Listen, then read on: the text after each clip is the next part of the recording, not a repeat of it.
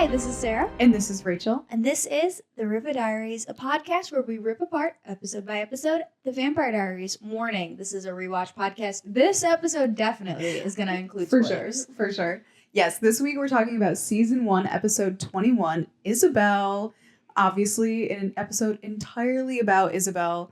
So we can jump right into it, really. There's no need for a recap. It picks up right where it left off, with Isabelle approaching Alaric at the Mystic Grill bar, of course. Mm-hmm. Yeah, right off the bat, she's evil because she has a smoky eye, which I love. Yes, exactly. Yeah, they really try to signal vampire by doing the smoky eye, as evidenced by Caroline's season 2. Yeah, Caroline's Capri season and 2. Smoky eye combo. Yeah, and for people who watch Legacies, Josie's evil side is always, she's evil when she's got a smoky eye. That's always the sign. And so we get that immediately with Isabelle right here showing up with her smoky eye in the Mystic Grill on a Thursday night. You're like, oh, evil. Evil. And so Isabelle really is cruel though, in this conversation. Because she could have at least had the decency to fake her death for Alaric. Because in this conversation I really was thinking about how because they're saying of course you were my wife. I was going to look for you. And she was like, I thought you'd just grieve me and move on. And he Heartless. was like, heartless. And I was really thinking about the fact that she just went missing. She literally just up and up, disappeared. Yeah. No context. And I was like, she could have pulled an Elena, burned the house down. Yeah, pretend you actually did die or go. Crash your car. Do something. And maybe something to where it's there was no body to be found. Yeah, I know. I really can't believe. Also, I don't know. Does she know that he saw her with Damon? I don't think she does. I don't think she does, but. No, yeah. She just disappears. She's like, I thought you'd just grieve me and move on. Grieve what? Yeah, there's absolutely zero closure. There's nothing to grieve. Yeah. And she just breezes right over that, and she asks for a meeting with Elena. Yes. And Alaric immediately scoffs at that and laughs at that because she says I want a meeting with my daughter, which he didn't even know she had a daughter. Yeah, at the time, of course, he didn't even know. Obviously, he knows now. He knows now. But when they were married, it's such you can justify in your brain of being maybe she didn't really know what happened to her daughter, whatever. But her just coming up like that and just being I want to meet with my daughter. I know you know her. He just scoffs, which is a fair reaction because it's just brutal. And he literally says, "Screw you. You're selfish." Yes. And she totally deserves that. And so he kind of just gets up to leave. Mm-hmm. But he does not get away that easily. Not. He makes it to the car, and of course, she comes right out and starts choking him and threatens to kill his students. Yes, she's like, I'll pick them off one by one. Yeah. Yeah, she's really evil. She comes in a flurry. She's just so... there's a lot to say about Isabelle, and we'll say it throughout the episode, but yeah, she immediately, this scene, really, you get a taste of her, maybe not her personality, but certainly her mental state. Yeah, you can see, well, obviously, as the episode develops, you see the desperation to get the invention. Yeah. Yeah, the cruel air she's trying to put out. Yeah. The next morning, of course, we see Elena is on the phone with Damon. Yes. The night before was the whole escapade with Stefan trying to, take himself out. I don't know. And so she's just checking in on how he's doing. The vibes have changed completely. They're 100% friends now. They definitely are. Yeah, Elena is just talking to Damon about going to work on the float, and they're having such a normal conversation / a conversation you might have with your significant other. Yeah. And of course, while they're talking on the phone, Stefan comes into Damon's room, and you can see when Damon hands the phone back to Stefan, he knows. He has such a I'm curious about what's going on here. Look, yes. No, nothing bad. He's not angry or confused or anything, but... It is a theme throughout this episode. There's a look. It constantly is escalating the looks between between Damon and Elena, which of course Elena isn't present in the scene, but Damon and Elena, he walks in as Damon and Elena are very clearly bantering on the phone. Yes. And obviously it's on Stefan's phone, and before he can even talk to Elena, she hangs up, and Damon's just like, Elena called. Yep.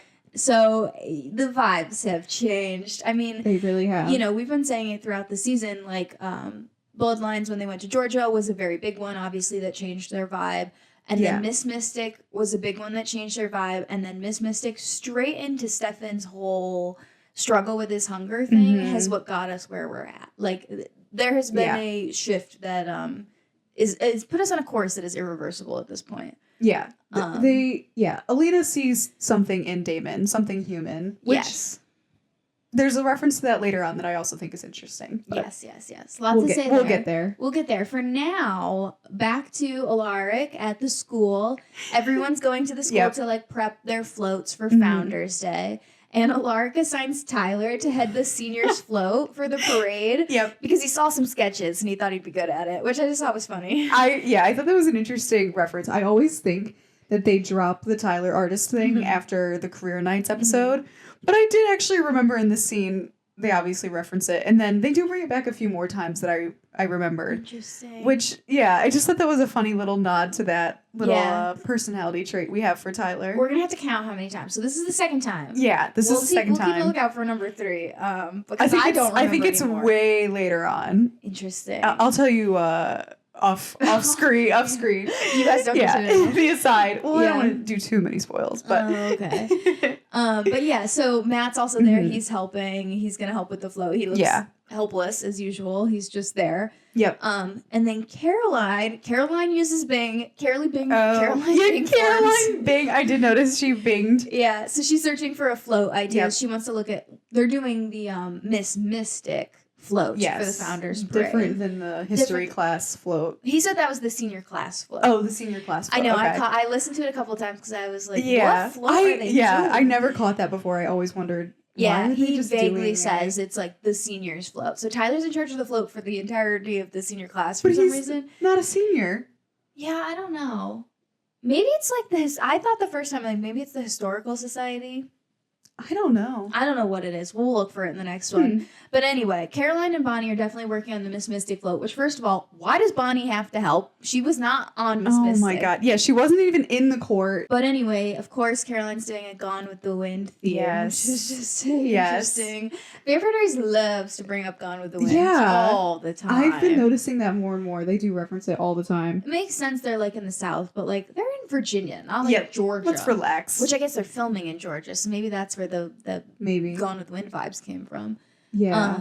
But yeah, so Caroline also in this conversation asks Bonnie what's going on between her and Elena because they're clearly fighting. And I love that Caroline says she wants to know because she wants to fix it. And she can't fix it if she doesn't know. I know. I thought that was really sweet. I relate to Caroline in this moment. Yeah, she did say that. And she also mentioned Matt and Tyler fighting and how she was upset about everyone fighting. Yeah. And she's also really out of the loop. Like, I don't think she definitely doesn't know about Bonnie and Elena. I don't know if she would know. I guess Matt would have told her about her and Tyler. But yeah. Yeah, no, she's out of the loop. Caroline hasn't really been in it much lately.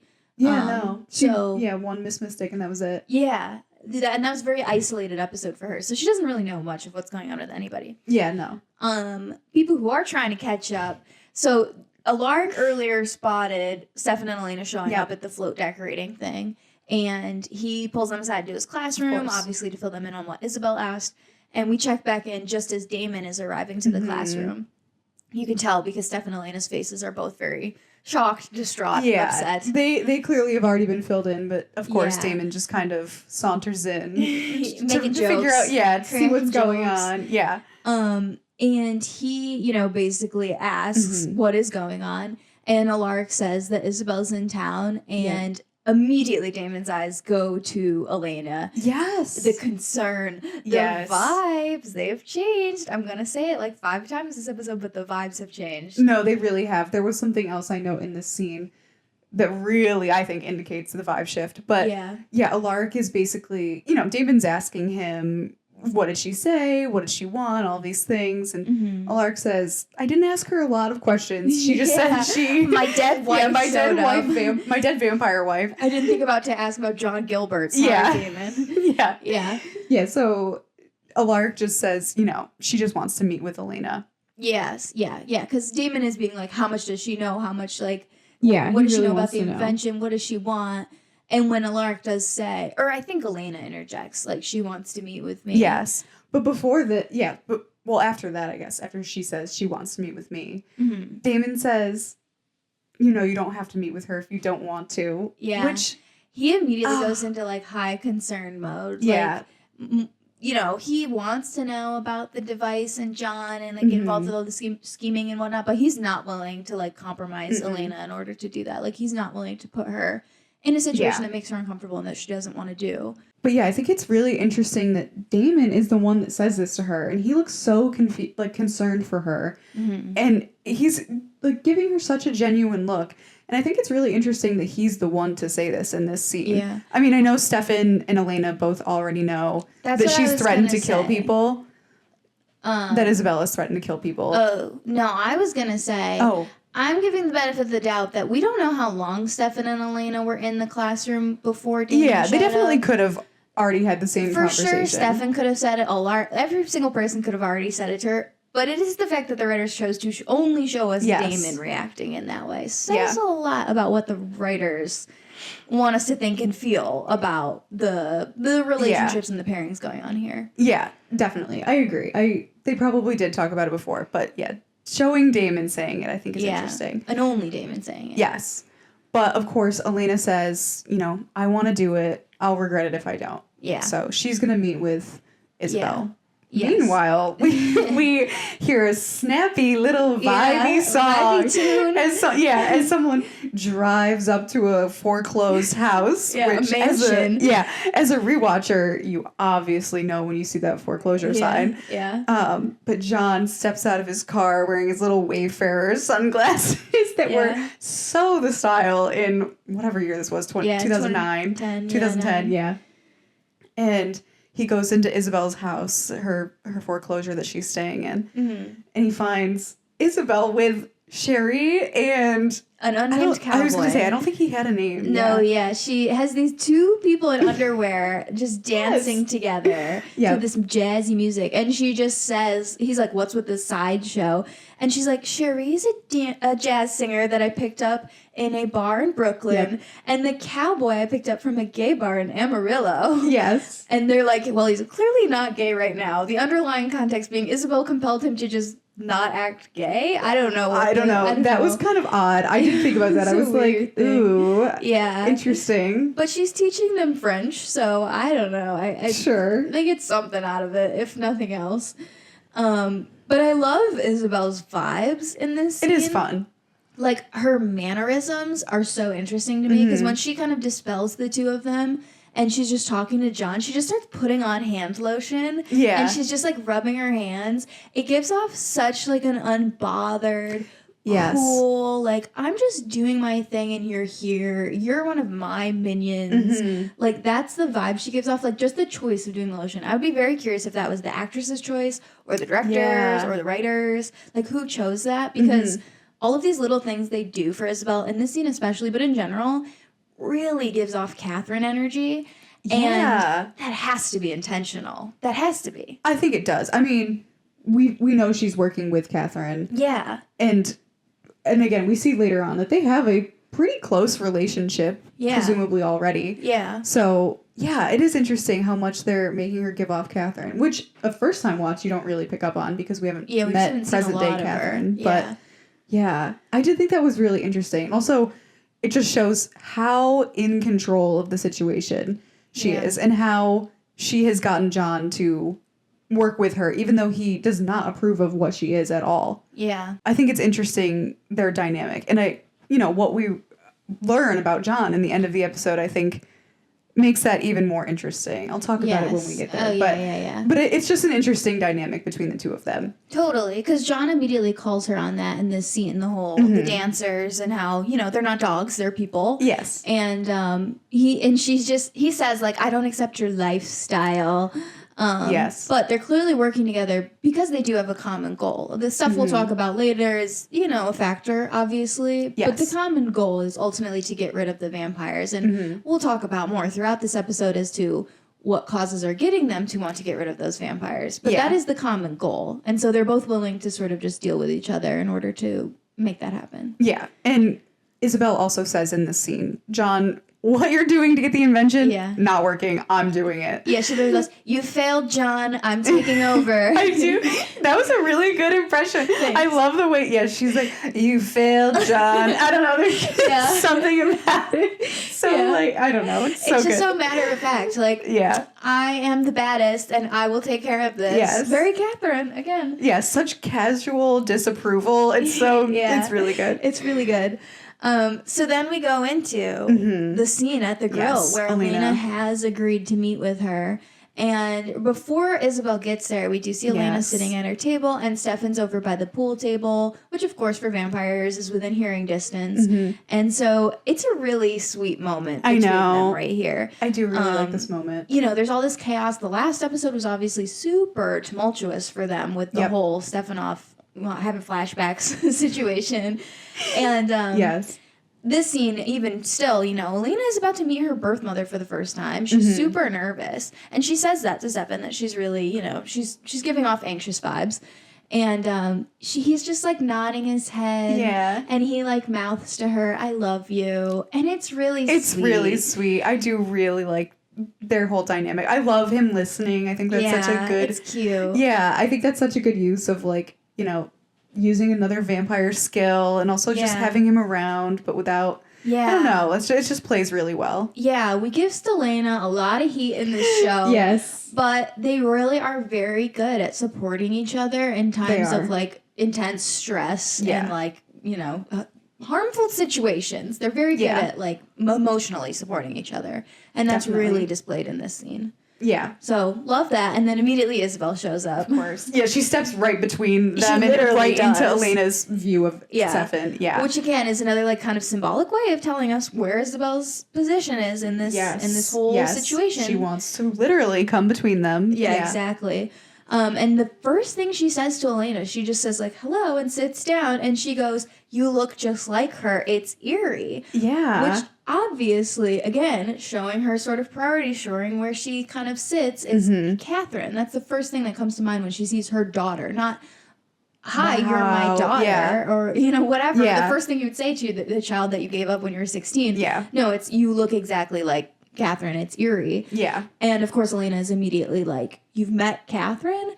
And I find it really interesting that she says Catherine found her right after she turned. Yeah, I was kind of surprised when I caught that. I was like, I would have assumed that Isabel, because she was this researcher and knew all this stuff. Yeah, and we do see in a later scene that Isabel knew about Catherine. She has the Petrova book in her in her library of research. Yeah, in season 2. So it is. I also thought it was really interesting that Catherine would seek her out. And Isabel says, you know, she just says, like, genetic curiosity, just kind of writes it off. Yeah.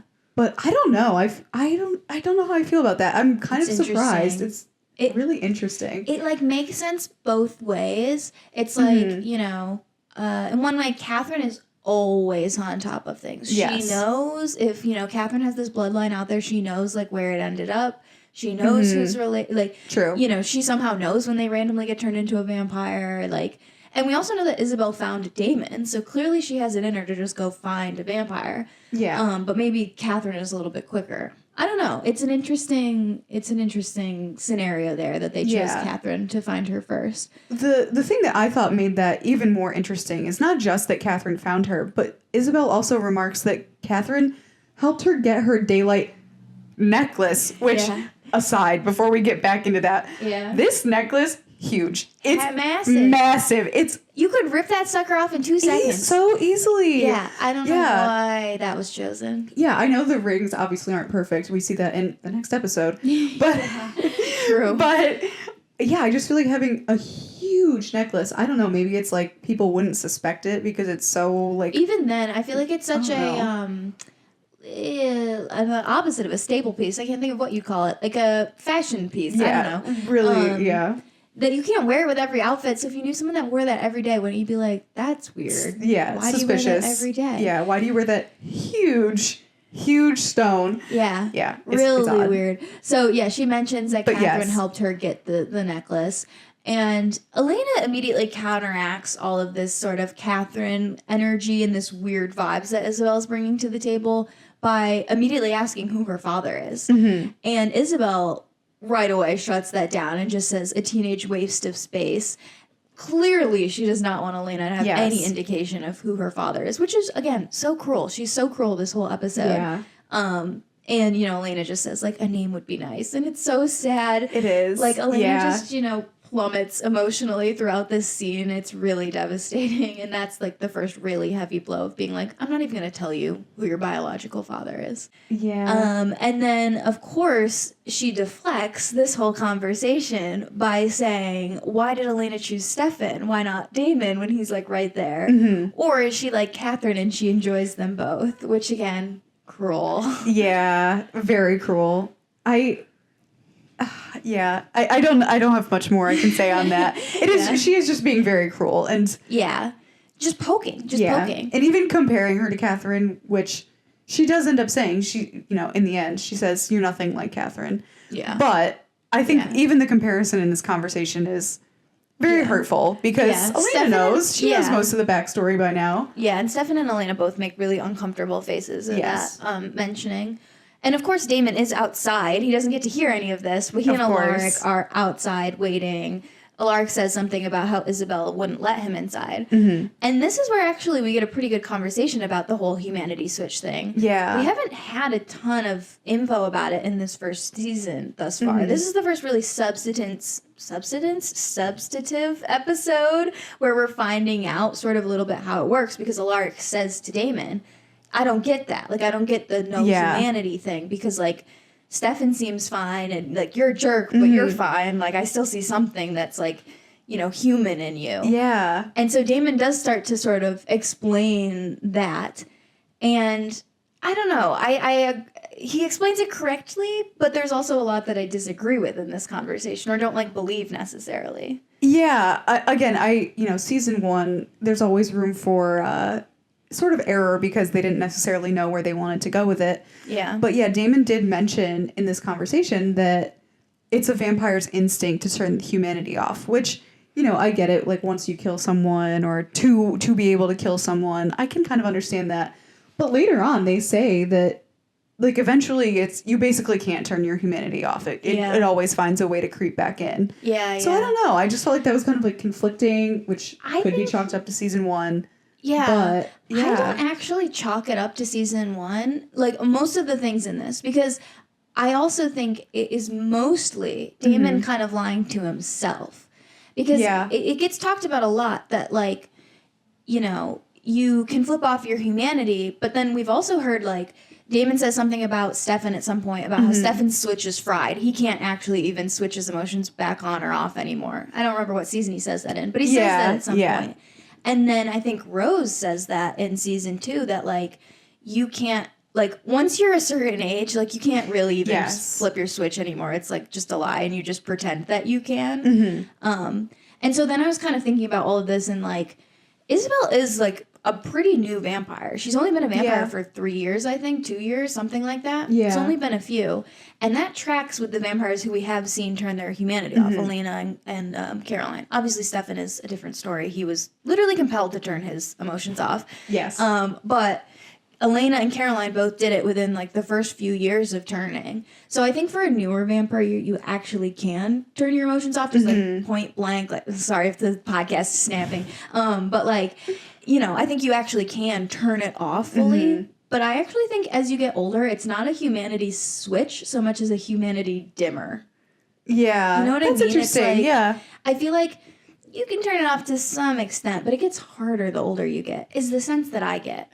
Yeah, I mean, I agree. Rose does basically say as much. And I think a few other people sort of allude to that fact. Yeah. Yeah. It's interesting, though. Like, I don't know.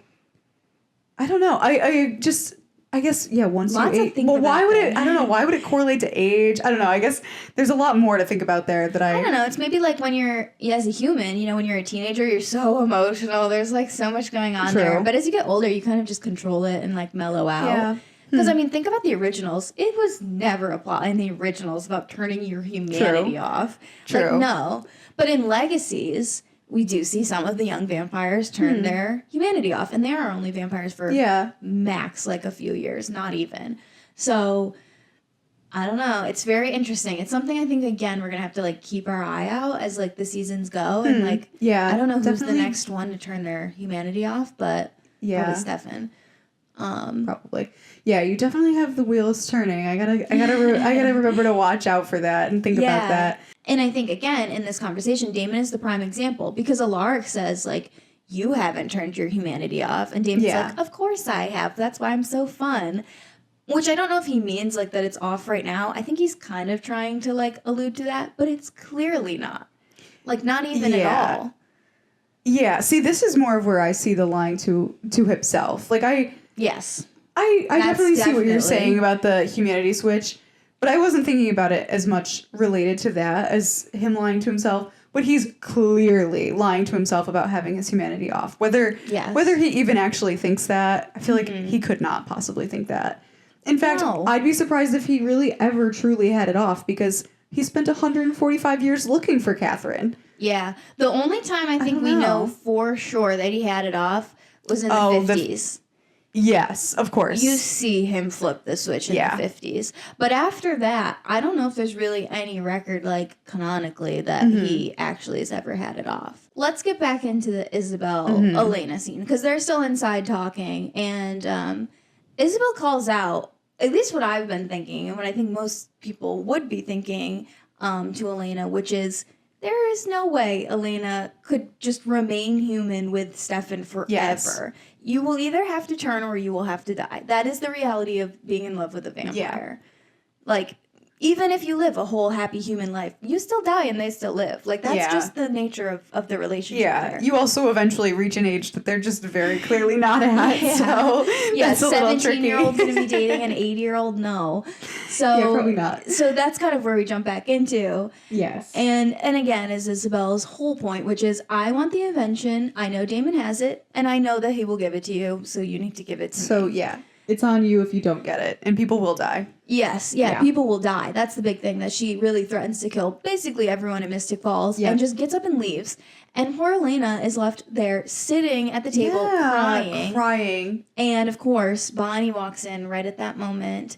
And for a moment, they, like, connect. They make eye contact. And you can tell how much Bonnie cares. And Bonnie wants to go to her. Interesting.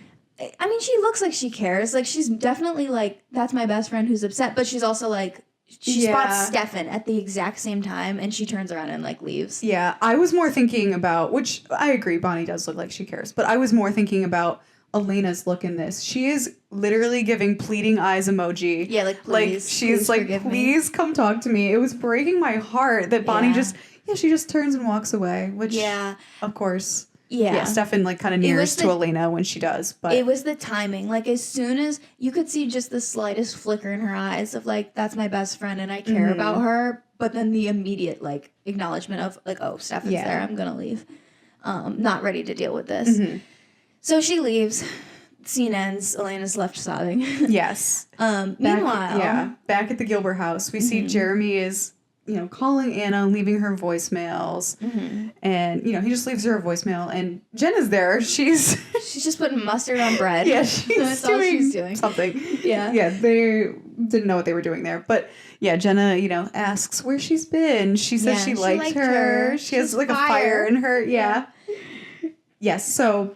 Yeah, Jeremy's frantically trying to find Anna because she's obviously been off the grid. She hasn't responded in days. Yeah, she hasn't responded in days. And John walks in. Just asking about her. Just being a shady little guy like usual. Just being the worst. Offering to talk to him about girls and all that sort of thing. Which at that point, Jenna's like, I'm out. Yeah. Take her little mustard sandwich. Just Yes. Yeah, and John, basically is like, how much do you really know about Anna? Yeah. And Jeremy says, I know everything. So... Yeah.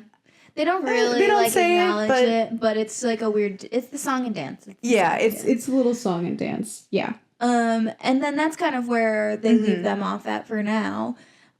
Back to Damon is with Cherie, and they're playing strip poker to Ain't No Rest for the Wicked, which is brilliant. This scene is everything to me. It's amazing. And Isabel gets home, and her and Damon then have the whole song and dance about memories and threatening each other. And, you know, Isobel mentions that she dated John Gilbert when they were teenagers and he was in love with her. And Damon says, like everyone else, which again, Catherine, that's a Catherine thing. So loved that little point there. And then, you know, Isobel says, I want the device. And, you know, she is just doing what she's told, which is by Catherine, who Damon should also be on the side of. Which is definitely a shock to Damon that this is coming from Catherine. She's not just like this, I don't know, vampire who's alive, who's uninvolved. This is literally being caused by Catherine. And so then Damon and Isobel again are doing their song and dance, and then they start making out. Yes. And it's brilliant. He uses... It's so good. Yes. Well, what are you saying is so good? Because well... Because I'm saying the strategy. The strategy. Yeah. The strategy, of course. The strategy of using the distraction of the kiss to overpower her, to pin her down. Yes, exactly. Yeah, Damon goes in for a little makeout. And Isabel's like, you know, memory serves. Yeah. And he does use that vulnerability, that, you know, sort of distraction as a way to pin her down and ask her, and basically say, like, you know, you are not the one in control here. Yeah. It's me. Yeah. Don't you dare come after Elena, which I thought was interesting. Yes. And he also says some of my favorite lines in definitely season 1, maybe the whole series. He says to her, don't mess with Elena. I will kill you. I'm not afraid to kill the messenger. Yeah. You want to know why? Because it sends a message. It's a great line. Brilliant. When I was 13, that was about the smartest thing I've ever heard. I think I found ways to fit that into my daily life, which as a 13-year-old, there wasn't many. You're talking to like your gym teacher. You're like... You know why I believe in killing the messenger?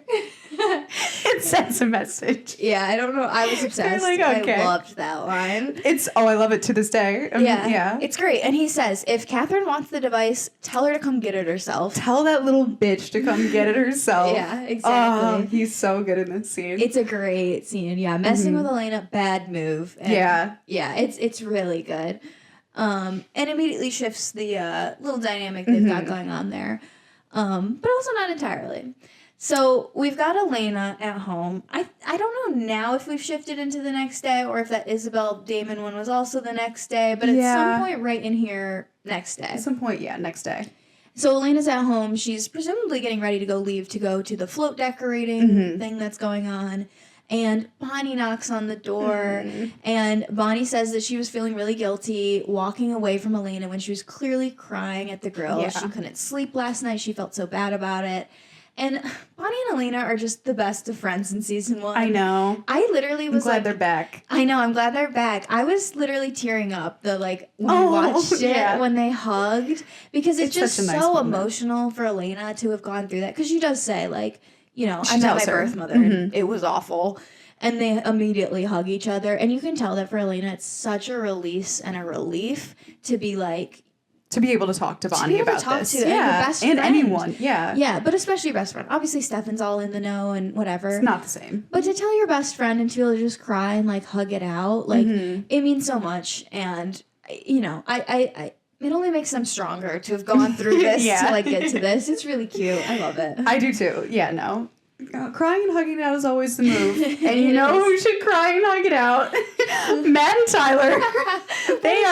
They are still beefing. Yeah. They are not on good terms. Tyler made out with Matt's mother. Yeah, no, I'm not saying it's unjustified. It's very justified. Yeah. But yeah, they're beefing. Yes, we cut to the float decorating and we see their little tense moment. Yeah, because Tyler just asks, like, oh, you on your own, Matt? And Matt's like, what, you want my mom's number? I'll give it to you. Like, Matt is pissed. He is mad. Yeah. He did not have to go there. It's deserved, though. It is. No, it is. At least, come on. Tyler deserves at least a few weeks, if not, like, a solid month or 2 of ribbing. If not your entire life. If my best friend did that, I would bring that up till the day I died. I'd be like, remember that time you made out with my mom? Yeah, you can always have that in the back pocket. You need to guilt them into doing something. Yeah, there's like one last cookie left in the sleeve. Like, who's gonna get it? Well, you know what? You made out with my mom. You didn't make out with my mom, so I kind of deserve this. Yeah, literally.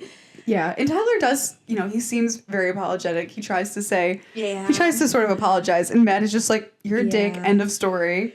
Yeah, so he gives up on that. Yeah, that's that. But doing much better, Bonnie and Elena are now meeting at the school in like one of the labs, and Bonnie has Emily's spell book, her grimoire, and reveals that Emily invented everything that Jonathan Gilbert claimed to invent. I love this reveal. The compass, the Gilbert rings, the mystery device, which is obviously the big thing that they needed to look into. Yeah.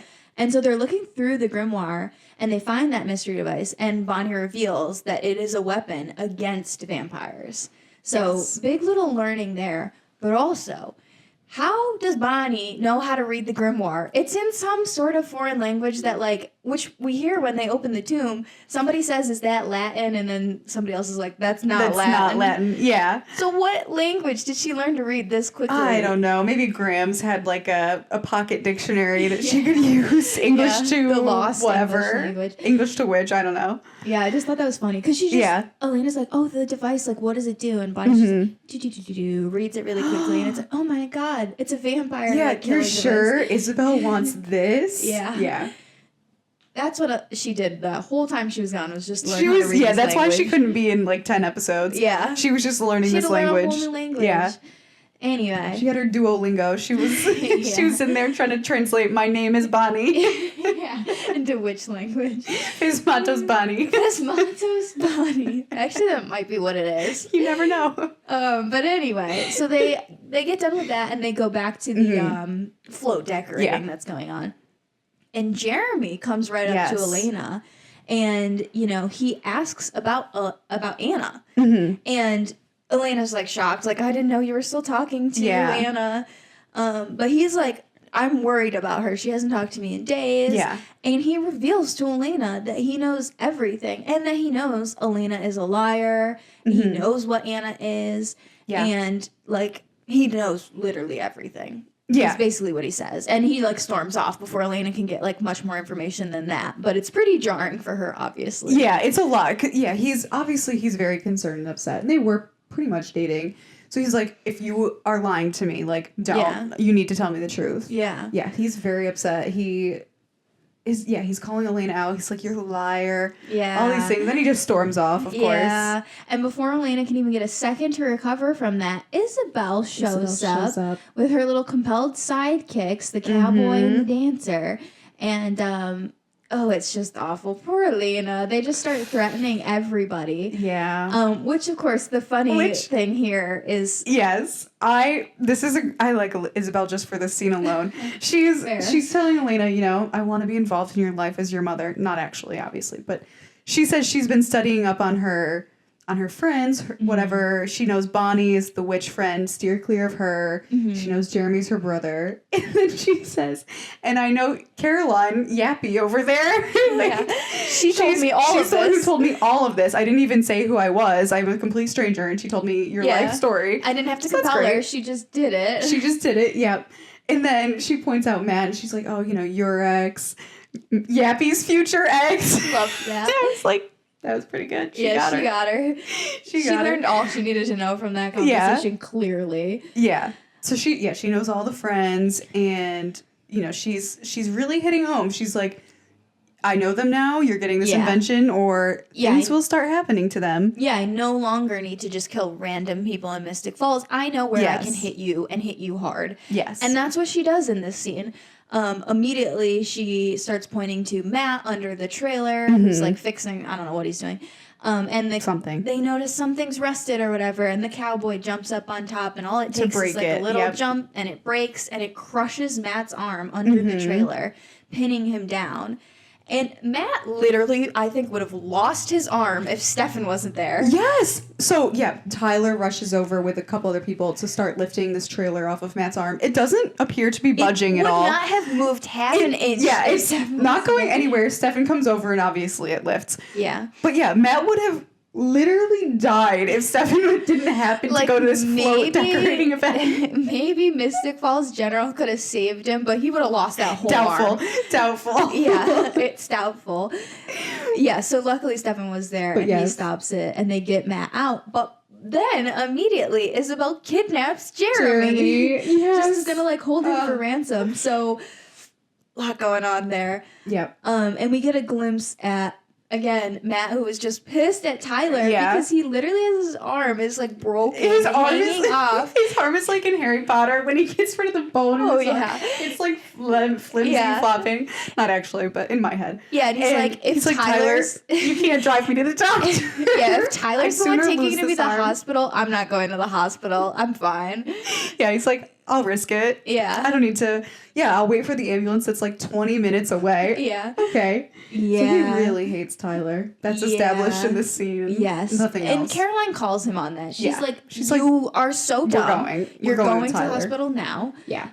So they do go. Matt is forced into forgiving him, at least enough to drive him to the hospital for everything. Cut to Isabelle and John, of course. They start catching up. Isabelle basically says, you know, I don't have the invention yet, but I have something else. And she shows John that she has kidnapped Jeremy, who is just sitting there unharmed at this point. Yeah. But obviously, this is a line crossed, a heavy line crossed. Yes, which John acknowledges, and he says, you know, basically, you wouldn't hurt a kid. Like, yeah, I know you. Yeah, I know you. He's definitely doing the appeal to humanity. He's like, come on, this isn't you. Like, are you really so far gone? And she's basically like, no, I would kill him to prove a point. Like, I will. And he keeps trying to get through to her, and she sort of pretends like he has gotten through to her. And she says something to Sherry and the cowboy in French, which I looked it up. It's make him suffer. Oh, God. Yes. I was wondering. Yeah, it's make him suffer. And Sherry and the cowboy start beating up John. And yeah, they beat him up. He's down the ground. Isabelle takes his ring. Yeah. And she's like, let's see how far you get without this. Which I think is funny because he probably would not last a day. But yeah.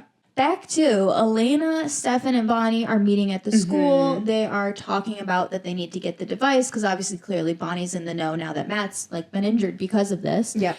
And Elena has the idea that Bonnie should like despell the device, that she can make it stop being a weapon. Yes. And of course, that means they've got to go to Damon to get him to give them the device. I was just going to say, cut to, they tell Damon later at the house, and he says, absolutely not. Yeah, has immediately like, no way. And he says, I don't trust her. I don't trust Bonnie. Rightfully so. Yeah, he was right. Damon has... We've talked about Elena having good intuition. We've talked about Stefan having good intuition. And Damon also has good intuition. A lot of good intuition. He should not have trusted Bonnie in this moment. Yeah, no. But unfortunately, it does not come down to whether or not he trusts Bonnie. Because, you know, so they get him to this point. But they start out by saying, you know, like, she has Jeremy. We have to get Jeremy back. Damon's like, I'll go in. I'll save Jeremy. Classic Damon moves. I know. It's like, she's a vampire. She can kill him in 2 seconds. What is the plan? Yep. And Bonnie does start saying, you know, like, I can do this. Like, I've been practicing. And so she does her little parlor trick of pulling the book out that Damon names, which is, like, fun. But I don't know if it really proves anything. It proves nothing. It proves literally nothing. Yeah, she just asks, you know, what's your favorite book? And then she says, name any book. And she just pulls it off the shelf magically. Yeah, okay, Bonnie. Okay, it's a nice trick. If we were all drunk and just vibing, that would have been so fun. Bonnie, you're amazing. Yeah, that was great. Yeah, but in despelling a device that could potentially kill lots of people, no, that does not prove anything. But again, it does not come down to whether Damon trusts Bonnie. It comes down to the fact that Damon trusts Elena. It comes down to Delena in this moment. And Damon does trust Elena. He gives her the device. Yes. And again, with the Stefan staring between the two of them with these knowing glances, the way that Damon and Elena are looking at each other, he, like, puts a device in her hand and, like, you know, I was really thinking about it. The way he does it, he, like, has his hand very much in her hand with the device. Like, if he could have just strapped it in her hand. Yeah. No, it's a little underhand toss. It to her. No, he, like, holds his hand in her hand for, like, a split second and, like, hands it to her. And she gives him, like, a very, like, I don't want to say intimate, but, like, a very, like, you know. Yeah. Acknowledging there's a thank look. you. Yes. And, you know, it's an important thank you. I recognize this was hard for you, so thank you for doing this. And Stefan is also giving the looks of like, everyone is exchanging a look. This is an episode. A lot of looks flying. Oh yeah, this is an episode of looks for sure. Absolutely. So going back into John and Jeremy are laying there. John is somehow rallied. Yeah. He has some sort of scrape that he's bleeding from. So Jeremy, on the head. Yeah, on the head. Yeah, so Jeremy gives him a rag and is basically like, what's going on? Yeah. What's this all about? Yeah, I'm not up to date on my latest entry of Elena's diary. Yeah. I don't know this I part read it yet. last week, so I don't know what's going on this week. Yeah, so John fills him in on the device, on Isabel, and about the fact that basically what they're trying to do is kill the tomb vampires because they are dangerous. And he says that Isabel has her own reasons for doing this. Because Jeremy's like, why would a vampire want to kill other vampires? Like, why does she care? And he says she has her own reasons. But then also, John reveals to Jeremy that he knows everything about vampires from Jeremy's father, from Grayson. John's brother. And, you know, we've said this before in a different episode, that Grayson, unfortunately, was probably a guy we would not have really liked. No. He probably is a lot like John. Maybe worse. I was going to say maybe better, like personality-wise at least. I'm thinking what we learned in season 5, bad. Not good. Yeah. Well, I have the feeling he's like the kind where, you know, up front he's like great, cool dad. I guess. Yeah. Great at the barbecues. We all love him. Whereas John is the opposite. Everybody in Mystic Falls hates him. But arguably being like good in person, good at the barbecue, whatever. And worse. evil behind closed doors. Worse. I would agree with that. But yeah, that's what I think is ultimately Grayson would have come off good at first. But obviously he is like the seed to a lot of this. And like he's someone we would not have loved. Maybe he would have been like a Carol Liz where it's kind of like, there's things about them I like. But I don't know. Like you said, the season 5 stuff that we learned about Grayson. Not good. I'm relieved day by day that we didn't really get to know him. Same. But regardless of, you know, whether Grayson was good or bad and, you know, all of those things, John is playing the Grayson / father card, which I really hate. Yeah. He says, you know, Grayson is the one who taught me about vampires. Basically, he was the OG hater. He was the one who taught me to hate them, basically, is what he's saying and alluding to. And so you should too. Yes, exactly. And so he's manipulating Jeremy by saying, and thus you should. Like, your father knew, I know. Yeah. You should follow in his footsteps, basically. Yeah. Using this very manipulative tactic. Yeah, Jeremy's like, 15? And it's his dead father. Like, you know, it is manipulative. Yeah. Also being manipulative. You love that. Miss Bonnie Bennett is doing her little spell casting. God. So she's, you know, got the device now. And so she's doing her magic to make it not work. And she has it floating in the air. She's flickering all the lights in the room. The fireplace lights. Yeah, the fire explodes. Which Elena holds on to Stephanie's arm. She grabs Stefan, which I, you know, obviously I didn't know on a rewatch. But you find out at the end of the episode. Or I didn't know on a first watch, I mean. Obviously I've rewatched many times. But it's giving fake. Like, on a rewatch, you're like, what the fuck? It doesn't even look sort of real. Like, she's just floating it and like... Which, again, on a first watch, you don't know because we don't actually have anything to compare it against. But on a rewatch, you're like, it was totally fake. It was so fake. Witches always do stuff and it, like, basically does nothing. And then, like, when she makes Caroline's daylight ring, for example, that's a good example where, like, she just does it and she goes, it's done. And Caroline's like, how am I supposed to know that it's done? And Bonnie just whips the curtain open. Because it's like, you're just spelling an object. Why would it do anything? It doesn't.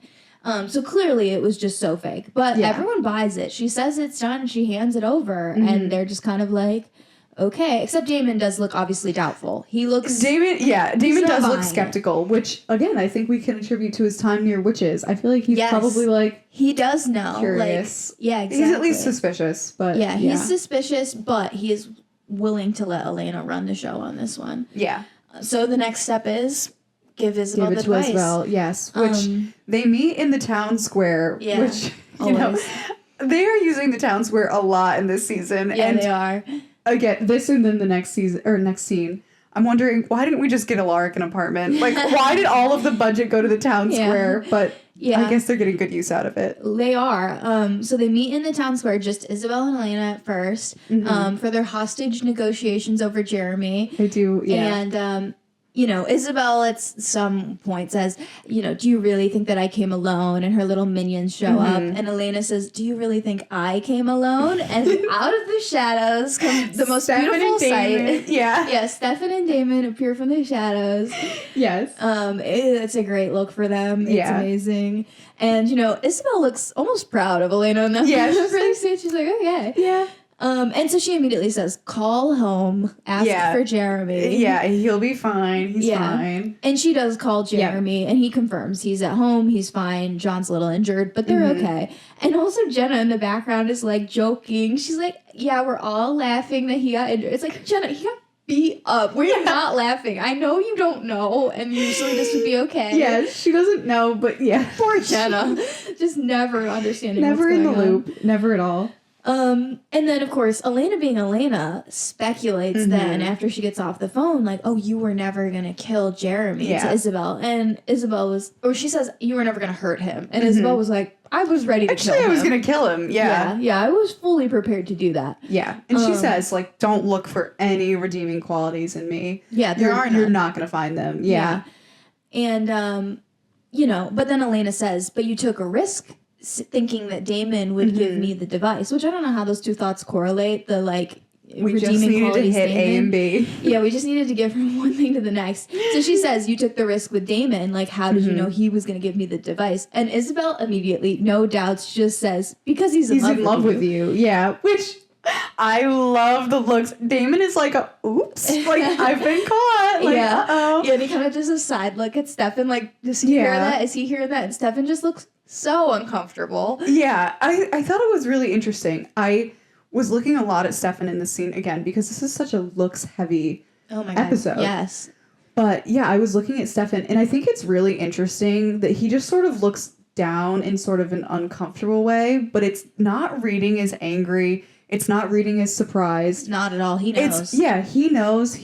He's known this whole time, at least this episode, probably for longer. And yeah, I just thought that was really interesting. Again, I love what they're doing visually in this episode. I really like it too. Yeah. And because we've talked about it, we mentioned it, I think, very first in 12 in Unpleasantville, that there is a knowing look between Damon and Elena about him protecting her at the decade dance, and Stefan witnesses that. And that's the first time he catches a look between them, which is, of course, right after Georgia, which was a very significant episode for them.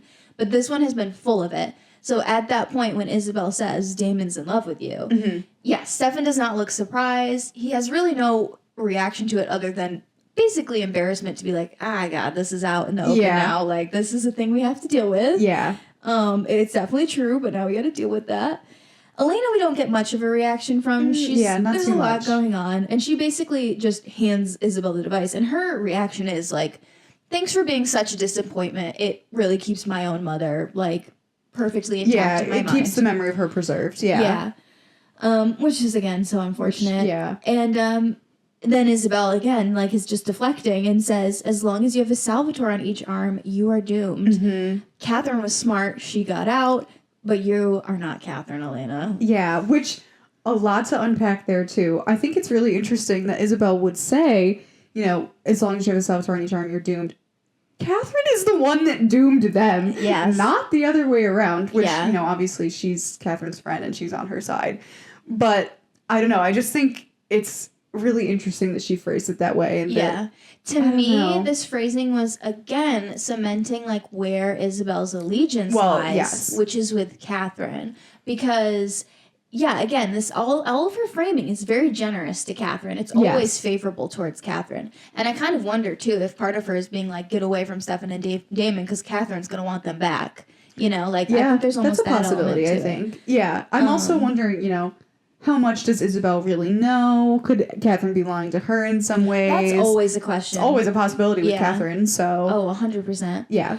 Either way, Isabel, breezes out in the flurry that she came in. And again, Elena is left just standing there crying. And Stefan comes right over to her and hugs her. And again, with the looks, Damon is left on the sideline just standing there and watching. And Elena and Damon share a very quick look, but it's meaningful. And then they kind of turn, Stefan and Elena, and then Stefan shares a look with Damon that's meaningful and again in a different way. The vibes are different between those two looks, but both of them give looks. A lot of looks being exchanged. A lot of looks being exchanged. And then Elena gets to finally go home and talk to Jeremy because he was kidnapped and dropped that bomb right before he was kidnapped. Yeah, that's she's right. a liar. And I almost forgot that happened. Yeah. It's been a long day. It has. And so she wants to talk to him. She says, I don't know what Anna has told you, but because she's assuming Anna's told her side of the story, and of course he wouldn't know about Vicky or anything. Jeremy immediately shuts that down. Jeremy's like, well, actually, I read your diaries. Yeah, he just says it. I know, and she's of course shocked and says that's such an invasion of privacy. And Jeremy's like, I seem to recall reading a passage about Damon erasing my memory. So let's not talk about invasions of privacy. Yeah, he immediately shuts her down. He's so justified in that, which I think she doesn't even get a chance to say it's an invasion of privacy because he's like, I think he's the one to say. Yeah, don't even start. Yeah, don't even start on that. The classic older sister, you invaded my privacy. Yeah, no. He's like, nope, don't even talk about it because you literally had my mind erased, and I had to learn about it by reading your journal. So of course, Jeremy's got the upper hand in this conversation, and he basically kicks Elena out. It's like, okay, leave. We're not talking about this, and she does. Back at the school. Alaric's home. Yeah, poor Alaric. He lives at the school because they blew the budget on the town square. Yeah, but he has a home in one of the episodes where they're doing Isobel flashbacks. Yeah. Go from his apartment. So why couldn't they put him there? I don't know. Listen, I don't know. But anyway, he's in the school at night because he always is, and Isobel shows up. Yes. And Isobel does show a sliver of emotion in this scene. And I'm assuming, I don't know if this is where you want to talk about the Isabelle humanity thing, but this to me is the scene that really we finally get to see a different side of Isabelle, completely different than what's been going on the rest of the episode. Yeah. So first of all, she's kind of arguing with him. He's mad at her. And she says, you hate me, good. And that really reminds me of Stefan when he has his humanity off. But of course still cares about Elena because he says the same. He says basically the exact same thing. You hate me. This will make it easier. Yeah. He actually said it earlier this season, I think, to her. And it just very is I love you, but I'm bad for you vibes. And that's what she's giving to Alaric right now. But clearly she did try to protect him by giving him the ring. Yeah, which he calls out. Yeah, he calls out. And then clearly she's checking in on him before she leaves town. She didn't need to come to him this scene. It's just to check in on him. Which, and even if she did want to, check in, she didn't have to even talk to him at all. No. Which she does erase his memory of it at the end. But she doesn't just erase the memory. She comes in. And I also think, even when she comes into the scene, it's really interesting that she's like, I can totally see it. I really picture this life for you being a teacher here. That's not giving no humanity to me. That's giving not, I'm trying to understand your life and I miss you. Yeah, and you don't try to understand someone's life if you don't care about a human life. That's true. But yes, so she, he asks, where's my wife that gave me the ring? And she says, I was a different person back then. And he takes the ring off and his vervain bracelet that he has. And he's like, either compel me or kill me because he's tortured by this and he's really upset. It's his wife. It's devastating. Yeah, no, it'd be terrible. And she's been acting terribly. So, yeah, it's horrible for him. And she, basically pins him up against the wall, the lockers, whatever, and is like, gives him what he needs to move on. She gives him closure. Yeah, she says, I wanted this, I needed this, and I'm going to regret it forever. Yes. This was my mistake, not yours. And then she compels Alaric and just says, I loved you, but, be free of me. Be free of my love. And this is really that, one glimmer of kindness. Because even in the call with John, you might get, some whatever. But this is, kindness to Alaric. Yes. To be I'm going to erase that we talked here. But I'm also going to erase the fact that I'm going to leave the fact that you did love me. But I'm going to erase you from the burden of loving me, past this point. Yes. And something interesting to just, diverge just for a second. I never thought about before, and I did this time, that when Alaric is turned into a vampire, he would have remembered this. Which, it was so many years later that it probably didn't really mean much of anything. He obviously had been with other people in that time frame. A lot had changed. But I just wish, I would have loved to know what he thought thought, yeah. and like what that meant to him, because I'm sure it was like a meaningful thing to like have brought back to you, to be like, wow, Yeah. like I can't believe she did that for me. That kind of confirms what I knew about her and my love for her, and that she really did like do that for me. Yeah. I don't know, I just thought that was interesting. I was like, I never thought about that. Yeah. Then you would have gotten to remember that. Yeah, no, I've never thought about that either. That is really interesting. I mean, I think you're right. He has moved on because she compelled him to, but you know, he's been with other people, so yeah, it's not like he would have ever. And also, she's dead by then, Yeah, so it's not true. like he ever could have done anything about it. Yeah, exactly. But yeah, I'm sure he did look back and was like, that was a nice little moment. Yeah. Love turning into a vampire and getting a fun little memory. I know. that. I'm like, love having a new memory unlocked. Yeah, literally. But yeah, so this is a really nice scene between them, and you know, from here on out, now we get to set Alaric on a completely different path. Yes. For a while until he gets his next relationship to grief over. But for now, he's free. For now, he's new. He's born again. Yeah, it's very sweet. Yeah. Then after all episode of Jeremy trying to reach Anna, she finally shows up at the house. She's in his room. She's very upset, obviously. She reveals to Jeremy that her mother is dead. Yeah, of course. that she was killed too. Yes, that she was killed. Yeah. She does say that he was killed. She was killed. Doesn't say by who. I don't know if she knows. She doesn't at this know. point. Yeah. But she knows like she was staked. Like it wasn't just yeah, like, it's not just a she random. forgot her ring yeah. today. Yeah. But yeah, she forgot her ring today. I was gonna say, wow, I threw that joke out there and no one acknowledged it. She started burning and she just went for it. She didn't go back. Anyway, yes, she was staked. She was killed. She knows she was killed. Yeah. And yeah, they just have this moment where Jeremy embraces her and because Anna's she's saying crying. like, I don't know where to go. Yeah, she has nowhere else to go. Yeah, it's really sad. It's a really sad scene. I'm glad he like has finally heard from her, but yeah, and clearly they have such a deep emotional, relationship. It moved really quickly because for most of it they were just playing each other. But I'm glad they've got to this point. I really do like Anna. It always starts there. It does, actually. It really does. It always starts as a bit. The next other sort of drama bit that's going on at the Salvatore house, Damon is serving up drinks. Yeah, he's getting himself pouring one. himself a little drink. He asks if Stefan wants one, but Stefan has clearly not come to play. He wants to talk about what Isobel said about Elena and Damon. And Stefan says, at the risk of sounding like a jealous boyfriend, which Damon interjects, no risk. You do. You do, yeah. And Stefan finishes, history will not be repeating itself where Elena is concerned. Yes. So, clearly they're having this little moment of acknowledging more point blank that Damon is in love with Stefan's girlfriend, and that is not okay. Yeah. But Damon deflects that pretty quickly by changing the conversation to not his feelings for Elena, but instead to revealing what he has put together, which is John and Isabel dated when they were teenagers. He was in love with her. And she conveniently gave birth with John's brother, Dr. Grayson Gilbert. There's no one else seeing these coincidences. The math is mathing. Yeah. Clearly, yeah. Yeah, and Stefan's like, what's the proof? Damon's like, I don't need proof. Like, do a DNA test. Yeah, Damon is like, that's for you and Elena, or that's for you, Elena, and Maury to sort out. Yeah, literally. It's pretty good. Yeah, so, he's deflecting, but he does acknowledge, me and my bestie Elena. Yeah.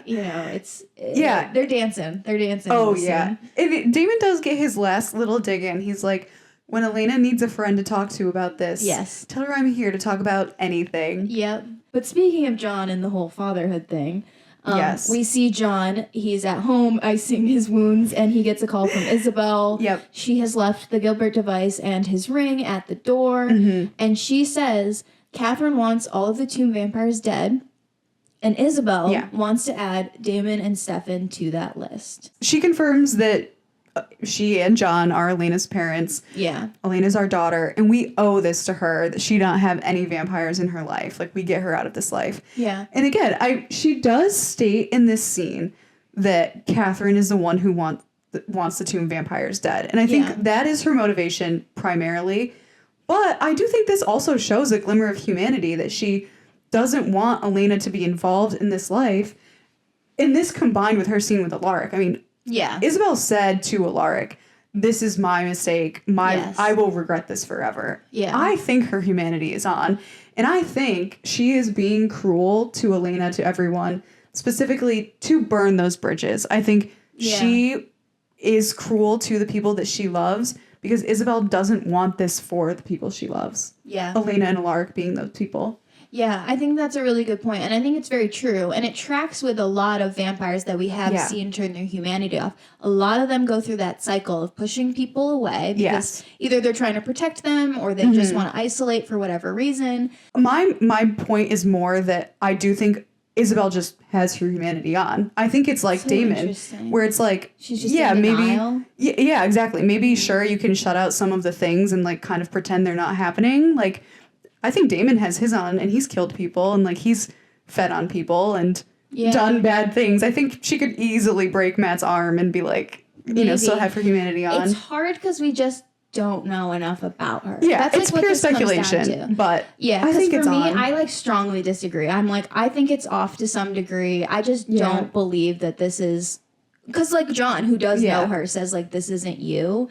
But I don't know. It's again, it's impossible to know. We know basically nothing about Isabel. There's nothing to compare it against. Damon, like we've seen the journey of him as a human to a vampire to like, through decades. So we can like tell a little bit more about his status on his humanity or nothing, not, what's out of the ordinary or not. Isabel, we don't know. We know nothing. So so that is the last we get of her in this scene and for this season. She doesn't come back in the finale, the next one. Yeah. But we'll get a little bit of her in season 2. The last scene we get in this episode is Bonnie and Caroline are at the grill. They are talking, and Bonnie reveals that she lied to Elena about something, that Elena wanted her to do something that Bonnie just couldn't do, and Elena's never going to forgive her.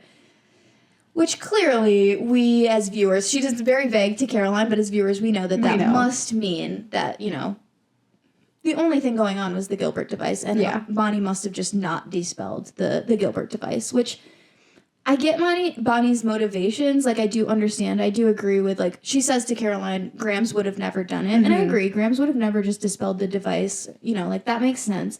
But did Bonnie need to lie in this way? Because she just told Elena, I'm not doing that. I don't know. Yeah, she should have just said, I'm not doing it, and been done with it. Yeah.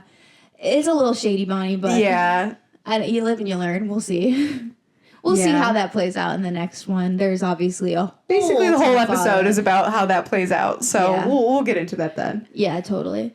Yeah. But that's it for this episode. Yeah. And this episode, as ruthless as Isabel was, no deaths. Interesting. Only one quarterback's arm broken. Yeah, Matt's arm. Yeah. Other than that, no deaths. Other than that, fine. Out of pocket, I think there's a couple contenders. I kind of wanted to say Isabel just as a mother. I don't know. There's some out of pocket there. But more so, I wanted to say Matt not allowing Tyler to drive him to the hospital, even though his arm was broken. It's pretty good. That was my out of pocket. Yeah, I didn't really have any because this was such a serious episode. Yeah. So the only thing I had that was out of pocket, I already mentioned, it's why doesn't Alaric have anywhere else to go besides the school? Like, he's always at the school. That's a good one. It's a little absurd. Let's give it to Alaric. Okay. Living at the school. Living at the school. He's here all hours of the night. Yeah, that's out of pocket. Yeah. Okay, Alaric, out of pocket, living at the school. And for quote, I also already made my quote known. It's the, I do believe in killing the messenger. You want to know why? Because it sends a message. Oh, yeah. That has to be the best quote. Easy. I liked a lot of lines in this episode. Yes, me too. But that one was by far and wide the best. Yeah. That had to win best quote. The scene, the dynamic, it's, everything about it. I loved a lot of quotes, but that one wins. Yeah. Because it sends a message. So, it does. Moving along, our song of the episode. This was a great song of the episode. There were a lot of good songs being played throughout. I like kind of right off the bat, we have like the Giving Up the Gun by Vampire Weekend. Mm-hmm. That was my first honorable mention. Yeah, they're playing it while they're decorating for the floats, while they're planning for the floats at the Founders Day thing. It's just the perfect, like, we totally played that in high school when we were prepping our floats. Absolutely. Like, it's so accurate. It's a vibe. Yeah, I also said Giving Up the Gun is an honorable mention because I love Vampire Weekend, and I love it so much that I was like, I wish I could give it to 2 songs, but it's a good honorable mention, I think. I did have another honorable mention too, which I assume you also did. Yeah. All the Same to Me by Anya Marina. Yeah. What a jazzy song. It's so good. Yeah, that's the song that I mentioned that plays when John pulls up to Isabel's house. Yeah. And I almost didn't want to give it even an honorable mention because it's like sort of John's song in this this episode. And I hate John. But yeah. But it's so good. It grew on me. Yeah, I think of it more as Isabel's song. So that allows me to be like, it's amazing. It fits Isabel's vibe more. I love it.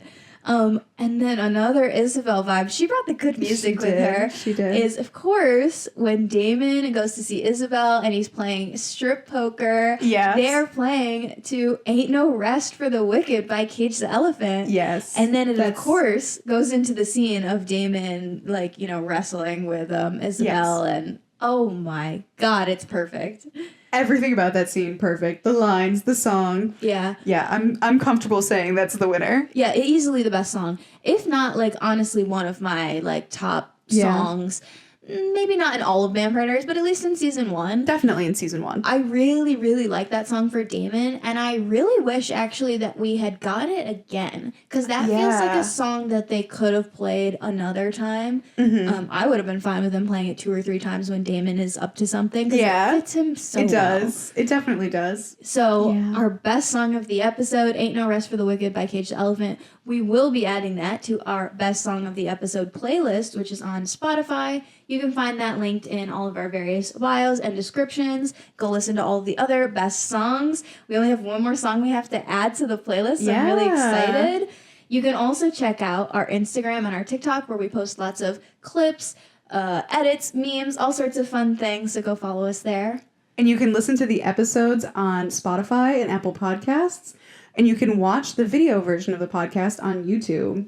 We drop new episodes every Thursday. So next Thursday, we'll drop the episode for the season 1 finale, Founders Day. Yeah. That is a big one. That will be a long episode for sure. Yeah. I don't know about as long as this one because we had a lot to say. But there's a lot to say. I think there will be a lot to say for that one too. So really looking forward to that, wrapping up season 1 on a high note. So thank you for watching or listening to this one. Hope we see you next time for the finale. Bye.